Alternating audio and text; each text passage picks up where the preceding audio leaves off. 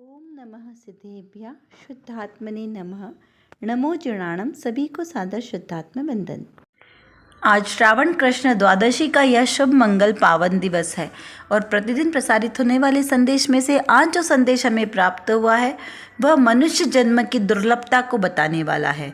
मनुष्य जन्म कितना दुर्लभ है इसका वर्णन श्री छड़ाला जी ग्रंथ में बहुत ही सुंदर वर्णन आया है, जो पंडित दौलत राम जी द्वारा लिखित यह छड़ाला जी समय लघु समय सार जी भी कहते हैं। इसे चारों अनुयोग की कुंजी भी कहा जाता है क्योंकि इस छोटे से ग्रंथ में पूरे जैनागम का सार समाहित है। तो चलिए पढ़ते हैं हम पहले इसका छंद, जो 5वें नंबर का छंद है। दुर्लभ लही जो चिंतामणि, त्यों पर्याय लही त्रस तणी। लट पिपल अले आदि शरीर, धर धर मर्यो सयो बहु पीर। क्या कहा कि जिस प्रकार चिंतामणि रत्न बड़ी कठिनाई से प्राप्त होता है, उसी प्रकार हम जीवों ने ये त्रस पर्याय बड़ी कठिनाई से प्राप्त की है, बहुत दुर्लभता से ये त्रस पर्याय प्राप्त की है। तो इस त्रस पर्याय की दुर्लभता क्यों? तो त्रस पर्याय, पहले तो हम ये समझते हैं कि त्रस पर्याय यानी क्या। त्रस पर्याय यानी 2 इंद्रिय से लेकर 5 इंद्रिय तक के जीव, और जो स्थावर होते हैं त्रस और स्थावर, इस प्रकार जीव के 2 भेद है। तो उसमें स्थावर जीव जो 1 इंद्रिय यानी उनकी एक ही इंद्रिय मात्र स्पर्शन इंद्रिय, मतलब बॉडी एकमात्र एक ही उनका सेंस ऑर्गन्स है बॉडी। तो सिर्फ उनके पास कोई आँख नाक कान मुँह कुछ नहीं होते, एक बॉडी। उसमें कैसे हैं, उसके भी 5 टाइप्स हैं। इस पृथ्वी काई, जल काई, अग्नि काई, वायु काई और वनस्पति काई। इस प्रकार से ये 5 भेद है जो एक इंद्रिय जीव है। अब 2 इंद्रिय जीव में जैसे इल्ली, लट पिपली कहा ना, तो जैसे इल्ली है, इस प्रकार 2 इंद्रिय जीव। 3 इंद्रिय जीव, इल्ली शंख, ये 2 इंद्रिय हो गए। 3 इंद्रिय जीव में आएंगे चींटी आदि जीव, इनकी 3 ही इंद्रियाँ यानी स्पर्शन, रसना और घ्राण। घ्राण यानी नासिका, नोज। स्पर्शन स्किन, बॉडी, टेस्ट और नोज, बस 3 ही इंद्रियाँ इनकी है। 4 इंद्रिय जीवों में आएंगे मच्छर, खटमल, भंवरा, ये सब 4 इंद्रिय जीव है। और 5 इंद्रिय जीवों में जिनकी 5 इंद्रियाँ हैं यानी कान भी आएंगे। तो ऐसे 5 इंद्रिय जीव तो आपने बहुत सारे अपने आसपास भी देखे हैं, सारे एनिमल्स, और ये सब 5 इंद्रिय में आएंगे। शेर, घोड़ा, कुत्ता, बिल्ली, ये तिर्यंच वाले हुए। और सभी मनुष्य गति के जीव पंचेंद्रीय जीव कहलाते हैं। इसमें भी 2 प्रकार के हैं पंचेंद्रीय जीवों में, संगी पंचेंद्रीय और असंगी पंचेंद्रीय। संगी पंचेंद्रीय यानी जो मन सहित है, जिनका मन है, जो बोल सकते हैं, और असंगी पंचेंद्रीय जिनका मन नहीं होता, क्योंकि मन से जिनमें सोचने समझने की शक्ति नहीं है, बुद्धि नहीं है, इस प्रकार के असंगी पंचेंद्रीय जीव होते हैं। तो इस प्रकार वो एनिमल में ही होते हैं। मनुष्य वो सदा सभी संगी पंचेंद्रीय ही होते हैं, लेकिन जो एनिमल्स हैं उसमें कुछ संगी पंचेंद्रीय होते हैं, कुछ असंगी पंचेंद्रीय होते हैं। तो अभी हम यहाँ पर ये देखते हैं कि मनुष्य जन्म की दुर्लभता कैसी है, कि जिस प्रकार चिंतामणि बड़ी कठिनाई से मिलता है। यदि कोई अनजाने में उसके हाथ में चिंतामणि रत्न हो और उसे उसकी पहचान नहीं हो, और वो उसे क्या समझे, पत्थर समझकर उसे समुद्र में फेंक दे, और फिर कोई उसे आकर कहे कि अरे यह तो चिंतामणि रत्न था, और उसे उसकी महिमा समझ में आए कि चिंतामणि रत्न होता क्या है। चिंतामणि रत्न जिससे किसी भी प्रकार की चिंता हो, परेशानी हो, सब दूर हो जाए। उस रत्न से जो मांगो वो इच्छित वस्तुओं की प्राप्ति हो जाए। तो ऐसा वो चिंतामणि रत्न। तो अगर वो फिर से अगर उस समुद्र में जाकर उस चिंतामणि रत्न को खोजने जाए तो क्या उसे मिलेगा? नहीं मिलेगा। क्यों? क्योंकि वो इतना छोटा सा रत्न इतने समुद्र में कहाँ मिलेगा। ऐसे ही जो जीव है, जीव की अनादिकाल की अनंति पर्याय, अनंत उसका भाव भ्रमण, उसमें त्रस पर्याय बड़ी दुर्लभता से प्राप्त हुई। पहले थे त्रस पर्याय, और उसमें भी मनुष्यपना, संगी मनुष्यपना होना, जैन कुल में जन्म लेना, जिनवाणी का समागम होना, ये सब तो कितना है, उत्तरोत्तर दुर्लभ में भी दुर्लभ है। और फिर जिन शासन में जिन तत्व को समझने की रुचि होना, मैं आत्मा हूँ और ये संसार दुख रूप है और मुझे मोक्ष में जाना है, इस प्रकार की तीव्र इच्छा होना ये और महादुर्लभता में भी दुर्लभता है। तो ऐसा मनुष्य जन्म हमने महादुर्लभता से प्राप्त किया है। और देखिए, त्रस पर्याय में रहने का एक निश्चित समय है, लगभग 2000 साधिक, मतलब इसका अर्थ क्या समझना, 2000 से कुछ अधिक सागर तक इस मनुष्य पर्याय में, त्रस पर्याय में रह सकते हैं। और इस त्रस पर्याय में ये सारे ही करने हैं भाव, कौन से, 2 इंद्रिय से लेके 5 इंद्रिय तक के सब भाव, ये सब मिला के 2000 साधिक का वर्ष समय है।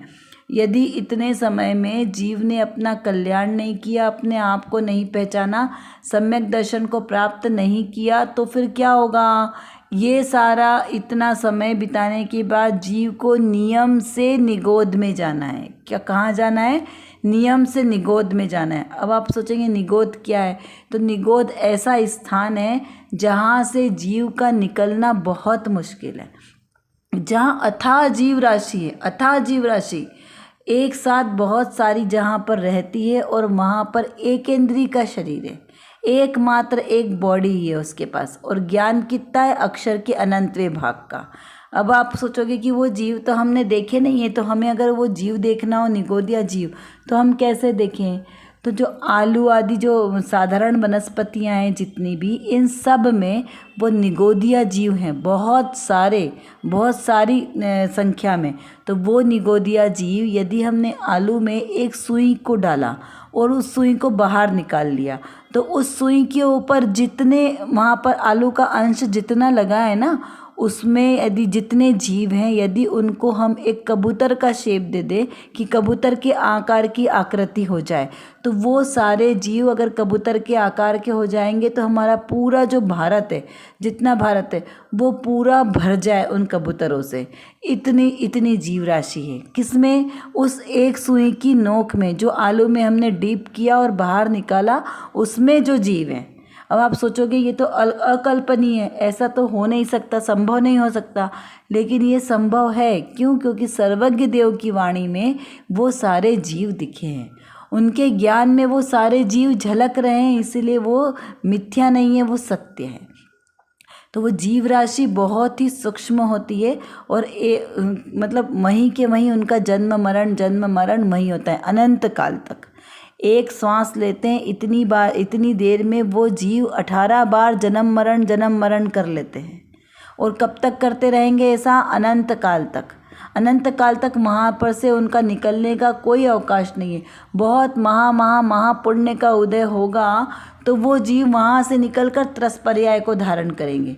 वो भी कौन? जो दुर्लभता से दुर्लभ से जिसका महापुण्य का उदय होगा वही जीव निकलेगा। सभी जीव वहाँ से नहीं निकलेंगे, बाकी सब जीव तो उसी निगोद में ही वहीं पर रहेंगे, वहीं पर जन्म मरण करते रहेंगे। जैसे कोई जो भाड़ करते ना, चना फूटता है, तो चना जब वो भाड़ में फूटता है तो उसमें से बाहर निकलता है क्या? नहीं, कोई एक आध चना निकल के बाहर गिरता है। तो ऐसे ही उस निगोद राशि में से कोई एक आध चना महा मुश्किल से निकलता है। और उसके बदले आपने पॉपकॉर्न भी फूटते देखा होगा, तो पॉपकॉर्न कैसे फूटते हैं? पॉपकॉर्न में से कोई अंदर रहता नहीं है और बाकी सारे बाहर निकल के आते, लेकिन चना ऐसा बाहर नहीं निकलता। तो ऐसा ही ये जीव राशि है, ये निगोद से सब नहीं निकलती, बहुत मुश्किल से कोई राशि निकलती है, जीव राशि निकलती है। तो इसलिए कहा कि चिंतामणि रत्न के समान ये त्रस पर्याय मिलना बहुत दुर्लभ है, और उसमें भी मनुष्य जन्म मिलना और भी उत्तरोत्तर दुर्लभ है। अब ये त्रस पर्याय के जीव रहते कहाँ हैं? एक त्रस पर्याय वाले, ये जो हमें पूरे लोक में दिखते हैं, ये त्रस पर्याय वाले जीव को तो हम आंखों से भी देख लेते हैं। कुछ सूक्ष्म जीव जो हमें नहीं दिखाई देते हैं, लेकिन बाकी तो हमें दिखाई देते हैं थोड़े। तो ये तो हुए त्रस जीव, लेकिन वो निगोदिया जीव, क्या वो हमें दिखाई देते हैं? तो वो हमें आँखों से इतनी आसानी से दिखाई नहीं देते। क्यों? क्योंकि वो बहुत ही अति सूक्ष्म शरीर वाले होते हैं, आकार वाले होते हैं, इसलिए वो हमें दिखाई नहीं देते, और इसीलिए हम उन्हें जीव नहीं मान पाते। लेकिन जब हम इसकी कल्पना करेंगे, तब हमें उन जीवों का एहसास होगा कि कैसे वो जीव अनंत हैं। पानी की एक बूंद में वैज्ञानिकों ने भी जो खोजा है, कितने 36,350 जीव वैज्ञानिकों ने खोजे हैं पानी की, अनछने पानी की एक बूंद में। और वो भी कौन से जीव हैं? त्रस जीव हैं, जो 2 इंद्री वाले जीव हैं, ऐसे वो त्रस जीव उसमें पानी की एक बूंद में खोजे गए हैं। तो आप विचार करो कि वो जीव कितने छोटे होंगे जो 2 इंद्री जीव भी हैं। और जो स्वयं जल है वो कैसा है? एक इंद्रिय। जल कायिक वो एकेंद्रीय जीव है। उस एकेंद्रीय जीव के आश्रय से इतने त्रस जीव भी रहते हैं। तो सोचो कि फिर वो उन जीवों की क्या दशा रही होगी, क्या उनका सुख और दुख, उनको सुख की तो अनुभूति ही नहीं है। हमें तो अभी कम से कम सुख का आभास तो होता है, उन जीवों को तो मात्र दुख ही दुख है, जन्म मरण का सबसे अधिक दुख। तो ऐसे अथाह दुख को सहन करने वाले वो निगोदिया जीव, वे त्रस पर्याय के 2 इंद्रिय 3 इंद्रिय वाले जीव जो ज्ञानहीन है, जिनके पास ज्ञान नहीं है, मन नहीं है। और हम कैसे हैं? इन सब पर्यायों में अति दुर्लभता से प्राप्त ये हमारी मनुष्य पर्याय। इस प्रकार महादुर्लभता से मनुष्य पर्याय हमने प्राप्त की, वो भी कर्म भूमि का जीव, जो 6 महीने 8 समय में 608 जीव ही मोक्ष जाते हैं और इतने ही निगोद से निकलते हैं। अब इसमें ये जो निगोद राशि है, इसमें भी बहुत सारे भाग हैं। इसका अंदर आवास, पुलवी, और फिर उसके अंदर एक निगोद शरीर, और उन निगोद शरीर के आश्रय से रहने वाला मेरे जीव द्रव्य के आश्रय से रहने वाले वो निगोदिया जीव। तो कितना बड़ा है। अगर हम इसको सीधे से उदाहरण से समझें तो भारत के ऊपर उदाहरण से समझेंगे। इस स्कंद को हम भारत समझते हैं। इस एक स्कंद यानी इसमें एक प्रतिष्ठित जीव का पूरा शरीर, जिसकी अवगाहना है घनांगुल के असंख्यातवें भाग प्रमाण, यानी बहुत बड़ा विश्व समझा हमने। अब विश्व के अंदर क्या है? एक भारत। तो भारत को कहा अंडर। अंडर में एक स्कंद में असंख्यात लोक प्रमाण अंडर है। किसमें? एक स्कंद में। पूरे विश्व में ऐसे असंख्यात भारत हैं। फिर उसके अंदर भारत के अंदर है आवास। आवास यानी एक अंडर में असंख्यात लोक प्रमाण आवास होते हैं। फिर आया पुलवी, यानी जैसे मध्य प्रदेश, तो एक आवास में असंख्यात लोक प्रमाण पुलवी है। अब मध्य प्रदेश के अंदर इंदौर जिला लिया, तो एक पुलवी में असंख्यात लोक प्रमाण शरीर हैं, और उस निगोदिया शरीर के आश्रय से एक निगोदिया जीव रहता है। तो यानी मेरा घर, तो उस निगोद के आश्रय से अनंत निगोदिया जीव रहते हैं। जैसे वो एक आलू एक शरीर है, उसके आश्रय से अनंत निगोदिया जीव रहते हैं।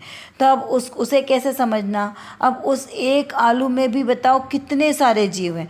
ऐसे इतने अनंत निगोदिया जीव मेरे एक शरीर के आश्रय से रहते हैं। तो सोचो वो पूरे उसमें कितने होंगे। जो सबसे बड़ा स्कंद है उसमें कितनी जीव राशि होगी। ऐसे असंख्यात जीव राशि से भरा हुआ पंचगोलक कहलाता है, जो जिसे निगोद कहते हैं।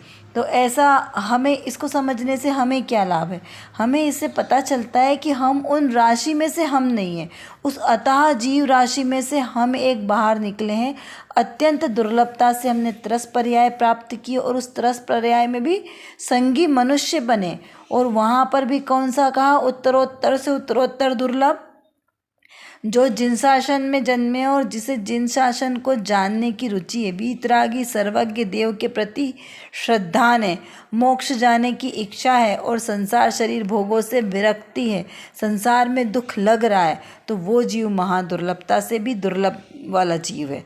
तो ऐसे हम अपनी इस दुर्लभ मनुष्य पर्याय को सार्थक करें। इसकी सार्थकता कब होगी? जब हम अपने अंदर में अपने स्वभाव को जानेंगे, पहचानेंगे, और मैं मात्र जीव हूँ, इन सब जीव पदार्थों से रहित ऐसा मैं जीव हूँ, ऐसा जब हमारा श्रद्धान होगा तो हमारा ये जीवन सार्थक होगा। अब देखिए इस प्रकार से कितने सारे जीव राशि है, उसमें से कितने तो लब्ध पर्याप्तक है, निवृत्त पर्याप्तक है। उन सब में अभी जो हमारी वर्तमान स्थिति है ये कितनी उत्कृष्ट है। तो ये हमारे मनुष्य जन्म की दुर्लभता को दिखाती है। तो चलिए अब देखते हैं हम आज की रत्नकणिका में कौन सा विशेष प्रश्न यहाँ पर हमें प्राप्त हुआ है। प्रश्न है कि आप कहते हो कि समकित की प्राप्ति के लिए बहुत निवृत्ति लेना चाहिए, यह 2-4 दिन सुन ले या फिर उससे हो जाए, तो ऐसा नहीं है। परंतु शास्त्रों में तो आता है कि सम्यक दर्शन तो अंतर्मुहूर्त में हो जाता है, तो ये कैसे बनता है? प्रश्न क्या किया कि आचार्य देव कहते हैं कि तुम्हें समकित प्राप्त करना है, सम्यक दर्शन प्राप्त करना है, तो ये इतनी ऐसा नहीं है कि आपने कभी भी किया और हो गया। इसके लिए आपको 2, 4, 10 बार आके पढ़ना पड़ेगा, सुनना पड़ेगा, तब जाके सम्यक दर्शन होगा। उसके लिए प्रयास करना पड़ेगा, पुरुषार्थ करना पड़ेगा। लेकिन आगम में तो बहुत सी जगह ऐसे उदाहरण भी आते जहाँ अंतर मुहूर्त में जीव कहाँ तो मिथ्या दृष्टि था, कहाँ व्यसनी था, सप्त व्यसनों में लिप्त, और उसने अपना कल्याण कर लिया, मोक्ष प्राप्त कर लिया। तो ऐसा कैसे हो सकता है? ऐसा श्रोता को शंका है। उसका समाधान करते हुए यहाँ पर जो समाधान दिया है वो समय सार जी के कलश 90 के आधार से प्रवचन के अंश लिए। तो देखिए, सबसे पहले तो हम ये समझते हैं कि जब जो जीव को कल्याण करना होता है उसे फिर समय बाधक नहीं होता है, उसका श्रद्धान दृढ़ होता है, तब जीव कार्य कर पाता है। जैसे कोई व्यक्ति, कोई बच्चा बहुत ज़्यादा पढ़ने में इंटेलिजेंट नहीं हो, लेकिन अगर वो ठान ले कि हाँ मुझे टॉप करना है और वो मेहनत करेगा तो वो टॉप कर सकता है। ज़रूरी नहीं है कि जो पूरे दिन पढ़ रहा है वही टॉप करेगा। तो ये तो जीव की अपनी अपनी योग्यता के अनुसार है, क्योंकि योग्यता तो सब में समान है, तो कोई कभी पुरुषार्थ कर सकता है। तो यहाँ पर लिखा कि अंतर मुहूर्त में तो हो जाता है, लेकिन किसने इस प्रकार कहा कि अंतर मुहूर्त में नहीं होता? तो यहाँ अपेक्षा लगाना है कि किस जीव को अंतर मुहूर्त में सम्यक दर्शन प्राप्त हुआ, केवल ज्ञान हुआ और मोक्ष हो गया, और किसको नहीं हुआ। तो दोनों जीवों की अपनी अपनी योग्यता पे डिपेंड करता है, उसका यथार्थ प्रयत्न होना चाहिए। अगर हम यथार्थ सही रीति से कार्य करेंगे तो कार्य जरूर से ज़रूर हमारा सफल होगा, और यदि विपरीत दिशा में कार्य करेंगे तो वहाँ पे सफल नहीं होगा। तो इस प्रकार पूज्य गुरुदेव श्री बताते हैं कि शीतल पानी भरा है, मान लो शीतल पानी भरा है, अग्नि से उष्ण हुआ पानी, अगर वही अग्नि पे वो उलट जाए, वो अगर जो पानी अग्नि से ही उष्ण हुआ, वो पानी यदि अग्नि पे गुलट लगाए तो उस पानी को तो ठंडा हो जाएगा, लेकिन आग को भी बुझा देता है। वो पानी तो ठंडा हो जाएगा, लेकिन वो जो आग जल रही थी उसको भी बुझा देगा। ऐसा ही भगवान में वीतरागता, शीतलता परिपूर्ण भरी है। ऐसी दृष्टि करने से विकार की अग्नि क्षण मात्र में शांत हो जाएगी, नाश हो जाएगी। इस प्रकार समझ में आया क्या? ऐसा यहाँ पर पूज्य गुरुदेव श्री प्रश्न पूछते हैं कि समझ में आया कि किस प्रकार से जीव यदि चाहे पुरुषार्थ करे तो क्षण मात्र में अंतर मुहूर्त में अपना कार्य कर सकता है। जैसे मेरे आत्मा का स्वभाव तो कैसा है? सहज ज्ञानानंद स्वभाव, सहज जानना जानना जानना, ये जीव का स्वभाव है। तो जीव को अपने स्वभाव को जानने में कितनी देर लगती है? कुछ नहीं, सहज ही उसे दिखता है अपना स्वरूप कि मैं कौन हूँ, लेकिन उसने अनादिकाल से अपना स्वरूप नहीं देखा, और क्या कर रहा है? बाहर बाहर बाहर में सबको देख रहा है, बाहर पर पदार्थों में अपनापन मान रहा है। इस कारण से क्या हो रहा है? उसका संसार में परिभ्रमण हो रहा है, उसे मोक्ष की प्राप्ति नहीं हो रही है। इसलिए बार बार आचार्य देव उसे समझा रहे हैं कि हे जीव, तू अपने आत्मा को जान, अपने आत्मा को देख, आत्मा में ही आनंद भरा है, सुख शांति का साम्राज्य तेरे आत्मा में ही है, तुझे कहीं बाहर जाने की आवश्यकता नहीं है। तो वो जीव एक बार 2 बार में नहीं सुनता, इसलिए उसको क्या कहा कि बारंबार प्रयास कर। वो प्रयास भी करता है, लेकिन उसे अपना आत्मा नज़र नहीं आता। तो क्या कहा कि अभी भी तेरे पुरुषार्थ में कमजोरी है, अभी तूने सच्चा पुरुषार्थ नहीं किया। जिस दिन सच्चा पुरुषार्थ करेगा तो एक क्षण मात्र में तुझे अपना आत्मा दिखाई देगा। तो अभी झूठा पुरुषार्थ कर रहा है, इसलिए आत्मा नहीं समझ में आ रहा है, आत्मा दिखाई नहीं दे रहा, उसकी अनुभूति नहीं हो रही है। तो इस अपेक्षा से कहा कि जो जीव अभी पुरुषार्थहीन है, प्रमादी है, उसे कहा कि तू बारंबार प्रयास कर, बारंबार भेद ज्ञान कर। जिस प्रकार पत्थर में यदि बार बार कोई घिसा जाता है पत्थर पे, तो उस पर भी क्या हो जाता है? निशान हो जाते हैं। प्रतिदिन चट्टान पर अगर एक एक बूंद पानी की गिरती रहे तो उस चट्टान में भी छेद हो जाता है। तो क्या कहा कि अगर इस प्रकार से बारंबार प्रयास करने से कोई कार्य पूर्ण होता है, तो क्यों नहीं आप भी पुरुषार्थ बारंबार करें।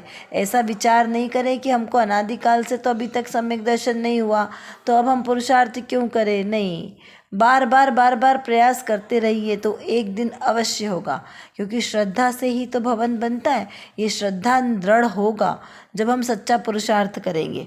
तो यहाँ पर कहा कि इस प्रकार से जीव जब वो सच्चा श्रद्धान करता है तो उसे क्षण मात्र में हो जाता है, और जब तक उसके श्रद्धान में, उसके पुरुषार्थ में कमी रहेगी तब तक उसे निरंतर यह पुरुषार्थ करना श्रेयस्कर है। लेकिन जब पुरुषार्थ सिद्ध हो जाएगा तब उसे सहज ही प्राप्त हो जाएगा अपना आत्मा, और उसे जब यह अनुभव भी हो जाएगा कि ये तो कितना आसान था, मैंने इतना अनंत काल जिस अपनी आत्मा से दूर रहकर बिताया, अगर पहले ही इतना सा पुरुषार्थ कर लेते तो कितना सुखी हो जाते। तो सहज ही जो मेरा आत्मा स्वरूप है उसे जानने में कोई तकलीफ नहीं है, सहज जानने में आता है। अब देखिए, जैसे आदिनाथ भगवान ने तो कितना लंबा किया, 6 महीने का तो उपवास किया और 6 महीने तक तपस्या की, उसके बाद जाके उनको केवल ज्ञान हुआ, वो भी और समय बाद। और भरत चक्रवर्ती को अंतर्मूर्ति में हो गया, जबकि उन्होंने आदिनाथ भगवान ने तो कोई राज्य आदि भी नहीं करे, लेकिन फिर भी उनको समय लगा। बाहुबली भगवान को भी 1000 वर्ष लगे।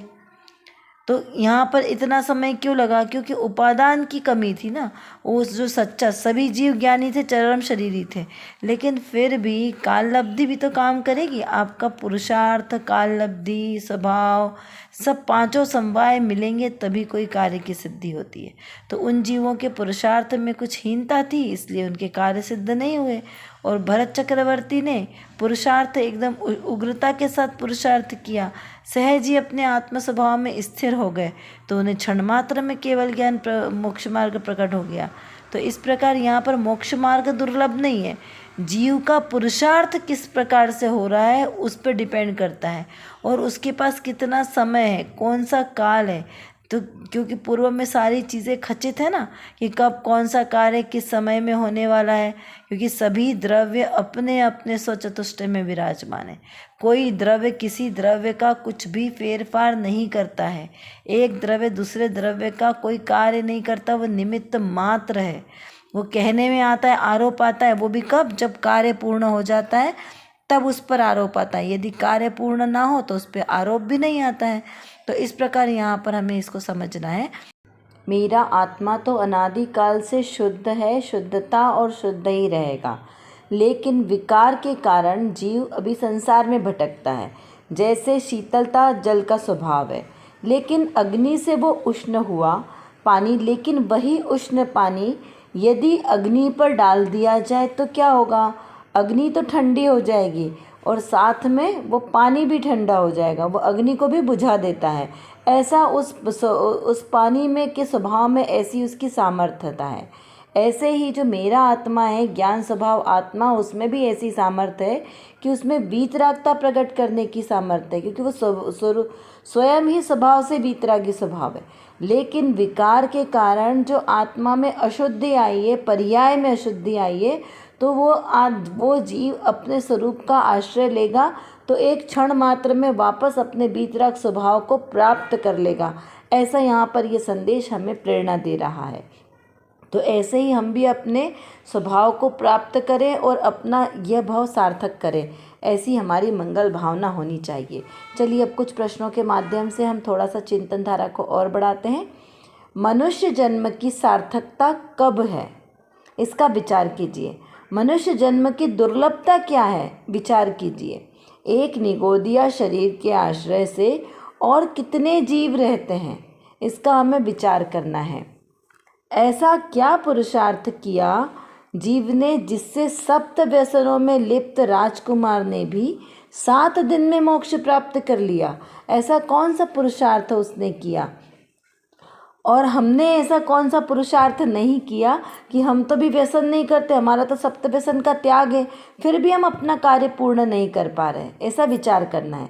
आत्मा के किस बल के कारण जीव अपने स्वरूप को प्राप्त करके और मोक्ष प्राप्त करता है? क्षण मात्र में भक्त से भगवान बन जाता है, पामर से प्रभुतावान बन जाता है। इसका हमें विचार चिंतन करना है।